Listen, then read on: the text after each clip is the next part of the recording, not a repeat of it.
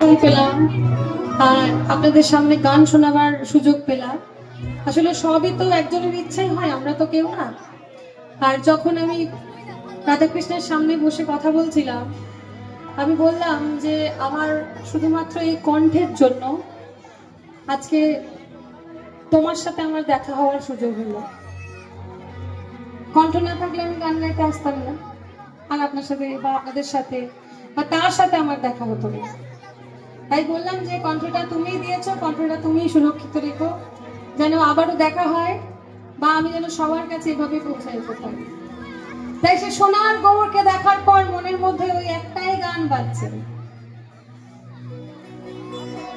তারে ছেড়ে দিলে সোনার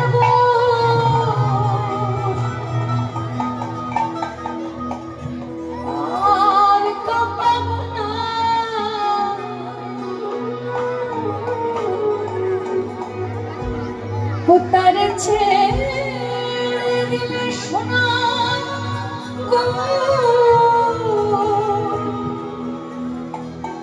আমরা তো পাবো না।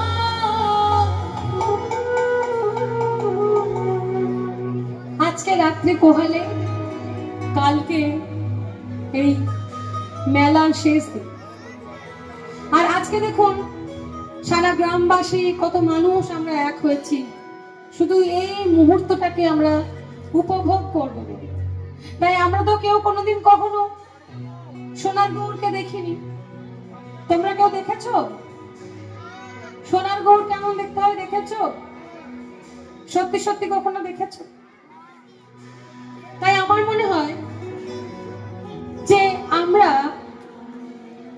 যে জিনিসটা ভাবতে ভালোবাসি, যে মুহূর্তটাকে অনুভব করতে ভালোবাসি, বা যে মানুষটাকে দেখলে বা তার সামনে গেলে বা তার সাথে কথা বললে আমাদের ভালো লাগে, সেই অনুভূতিটাই হলো আমাদের কাছে সোনার গৌর।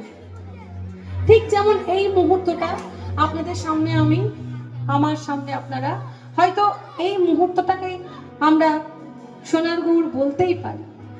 তাই এই মুহূর্তটা ছেড়ে তো যেতেই হবে, আর এই সোনার গৌরকেও যেতে হবে, আবার আসছে বছর আবার হবে। তাই এই মুহূর্তটাকে যাতে আমরা স্মরণে রাখতে পারি, তার জন্য তারে ছেড়ে দিলে সোনার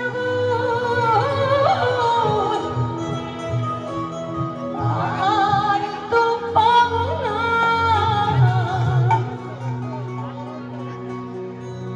না না ছেড়ে দেব না।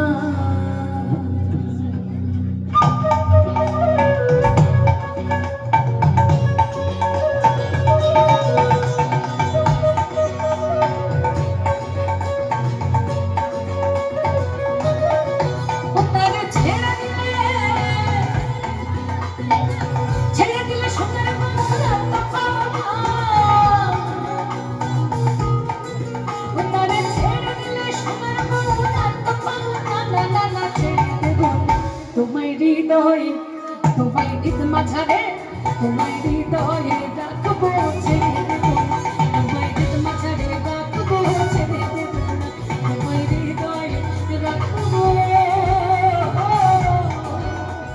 ছেড়ে দেব না।